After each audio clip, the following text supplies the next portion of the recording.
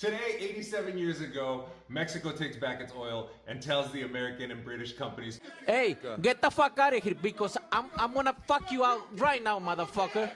So the story started 2 years prior, in 1936, when the first National Oil Workers Union got started.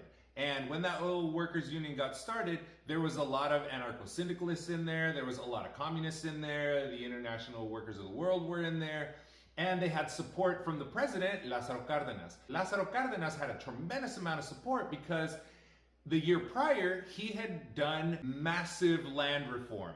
He had given back something like 20 million hectares back to indigenous people. That was the first land reform of its kind, fulfilling its promise of the Mexican Revolution to give land back to the people because he was one of the generals in the Mexican Revolution. So what happened is that union goes on strike because at the time there was like 12 plus oil companies that were operating in Mexico.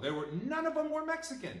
They were all European, they were British, they were Canadian, and mostly they were American oil companies. Shell was in there, BP from Britain, whatever. The point is, none of them were Mexican, right?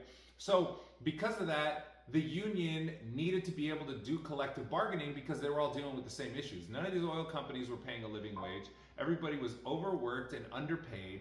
There was no sick leave, there was no blah, blah, blah, blah, blah. There was a million different issues that they had. And when they came to the table to collectively bargain with these oil companies, all the oil companies said, fuck no, we're not doing any of that. So then the oil workers said, all right, cool, we're gonna go on strike. And the oil companies are like, yeah, we don't give a fuck, we're not doing that. But because they went on strike and there was like national oil shortages everywhere, the president jumped in and said, dude, you guys need to resolve this issue, take it to the Supreme Court. The Supreme Court looks into it, finds out that there's a massive scam that the oil companies are doing to avoid paying any taxes, paying a fraction of the tax that they were supposed to be paying, and ends up siding with the union workers.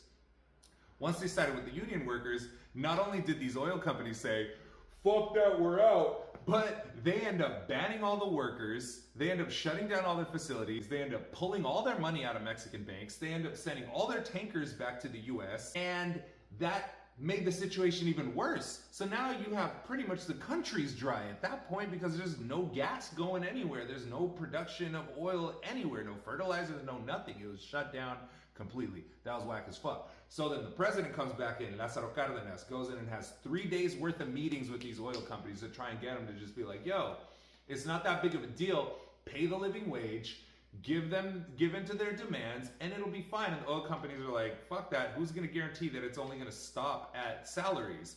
And Lázaro Cárdenas is like, I'm guaranteeing it. The president of the nation is gonna guarantee this. And they're like, all right.